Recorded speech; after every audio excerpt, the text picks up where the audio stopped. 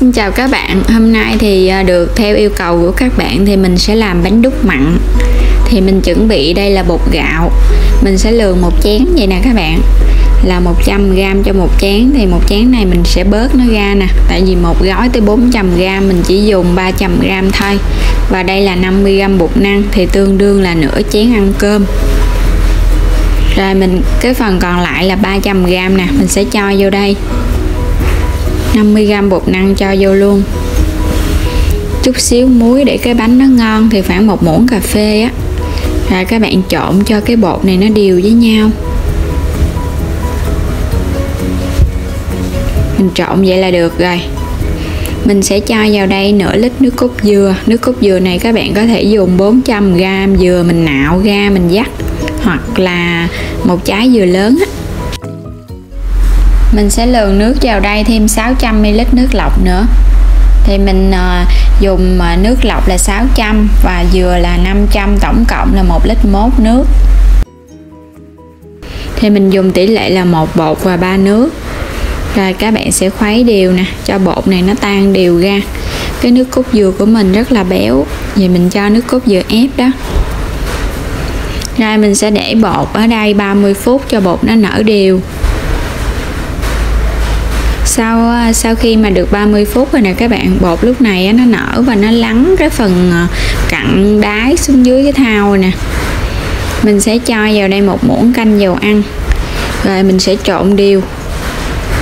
Các bạn sẽ bắt bột lên trên cái chảo, cho lên bếp.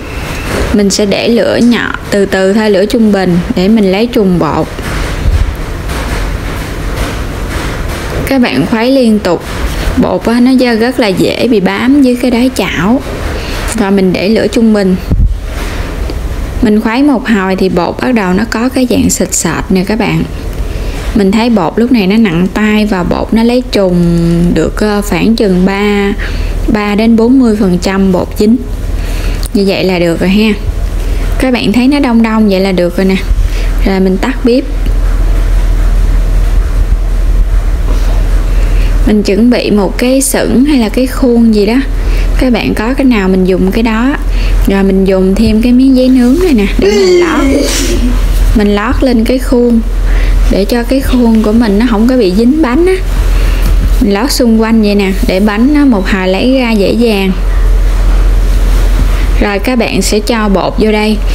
Mục đích mình lấy trùng bột á là để khi mà mình hấp á, cái bánh nó nhanh chín nè, và cái bột của mình nó đều nữa.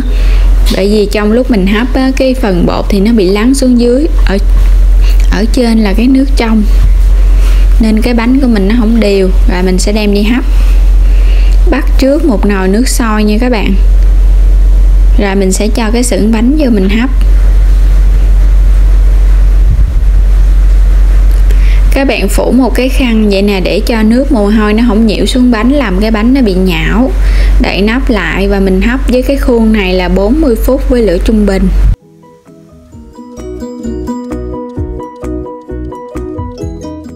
Sau 40 phút thì mình sẽ dỡ bánh ra.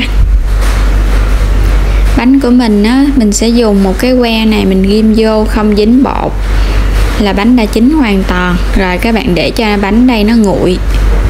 Nó nguội khoảng chừng 2-3 tiếng luôn. Trong lúc chờ bánh nguội thì mình chuẩn bị làm nhân.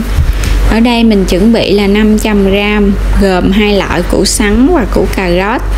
Mình đã gọt sạch, rửa sạch rồi. 50g tôm khô, các bạn ngâm nước khoảng 1 tiếng. Đây là nấm mèo và nấm hương, thì mình dùng mỗi một cái vậy là dài cái tay, mình cũng ngâm nước cho nó nở ra.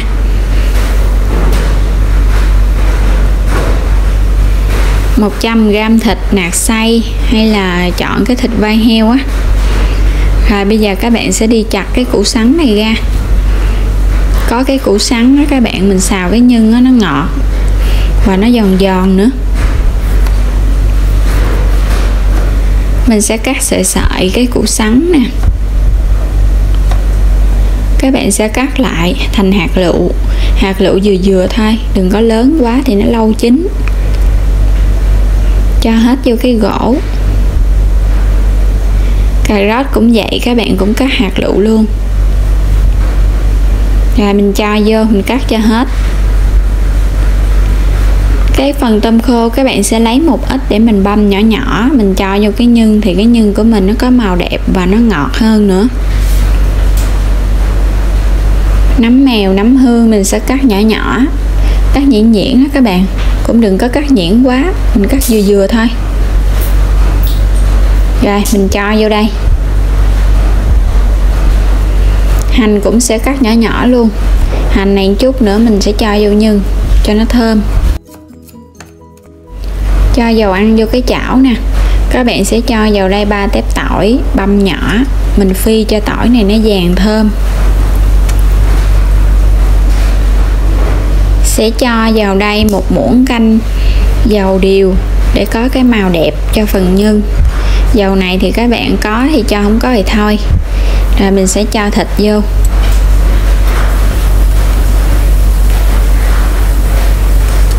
Mình xào cho thịt nó săn vàng thơm lên thì mình hãy cho cái phần củ vô. Phần củ mình cắt á, nhìn vô nó giống như cái hạt lựu vậy á, đỏ đỏ trắng trắng. Các bạn xào cho nó săn lên. Mình sẽ nêm vào đây hạt nêm nè, mình dùng 1 muỗng cà phê hạt nêm, 2 muỗng canh đường, 2 muỗng cà phê hạt nêm nha các bạn. Một chút xíu bột ngọt, không ăn thì khỏi cho. Chút xíu nước tương cho nó thơm. Rồi mình sẽ xào cho cái gia vị này nó ngấm đều. Và cái phần gia vị thì mình nêm vậy đó, các bạn có thể điều chỉnh làm sao cho nó vừa với cái lượng nhân của mình dùng á. Rồi mình sẽ cho cái nấm mèo vô đây luôn.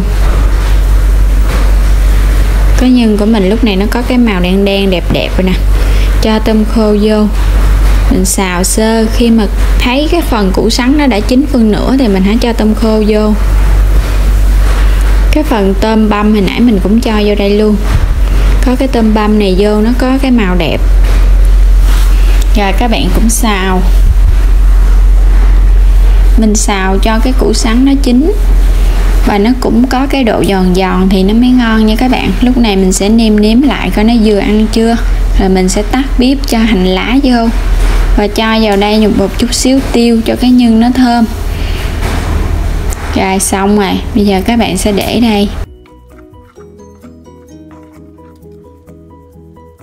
Mình sẽ chuẩn bị làm nước mắm. Mình cho vào đây 4 muỗng canh đường, 3 muỗng canh nước mắm. Thì cái nước mắm ăn bánh mặn các bạn làm ngọt ngọt, đừng có quá mặn. Rồi mình sẽ cho nước sôi vào đây để cho được 1 chén luôn. Các bạn cho vào đây 1 miếng chanh. Rồi mình khuấy cho tan đều rồi mình cho tỏi ớt băm vô. Nếu như các bạn không thích ăn tỏi thì có thể bỏ ra, mình chỉ cho ớt thôi. Nhưng mà có tỏi vô thì nó thơm ngon. Rồi cái bánh của mình đã nguội hoàn toàn rồi các bạn. Nãy giờ mình để đây cũng lâu lắm rồi đó. Bây giờ mình sẽ cho nó ra cái mâm nè. Đây cái bánh này các bạn, mình lót cái miếng giấy này nó không có bị dính cái khuôn bánh. Cái lớp giấy ở bên trên này nó hơi bị nhăn nheo. Cái bánh của mình rất là mềm ngon. Rồi bây giờ mình sẽ cắt cái bánh mặn này ra. Bánh của mình nó có cái độ mềm và dẻo dẻo nha các bạn. Mình cảm nhận được cái nước cốt dừa rất là béo luôn á. Cái bánh nó mềm mềm nè, dẻo dẻo và có cái độ dai dai. Cái nước cốt dừa các bạn cho nhiều thì cái bánh nó đậm đà. Rồi mình sẽ rắc nhân lên trên này. Mình đã cắt một dĩa rồi nè. Giờ mình cho nhân vô đây.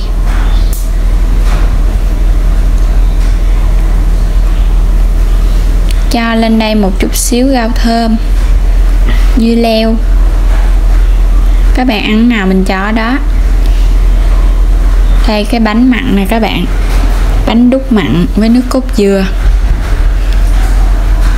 Bột rất là dai và có cái độ mềm dẻo. Chan nước mắm lên nè. Nước mắm của mình không có cay lắm đâu, mình cho ít ớt. Ăn cái món bánh này thì nước mắm vừa vừa thôi, cay quá cũng không ngon. Rồi bây giờ mời các bạn cùng thưởng thức cái món bánh đúc mặn nước cốt dừa, đúng vị của miền Tây luôn. Bánh thì béo ngon và có cái độ mềm, dẻo dẻo dai dai, cùng với cái nhân đậm đà lắm luôn, ngọt ngọt mặn mặn. Ăn vô cái nước mắm thì nó ngọt ngọt chua chua, rất là béo luôn nha các bạn. Bánh đúc của miền Tây là phải béo nước cốt dừa.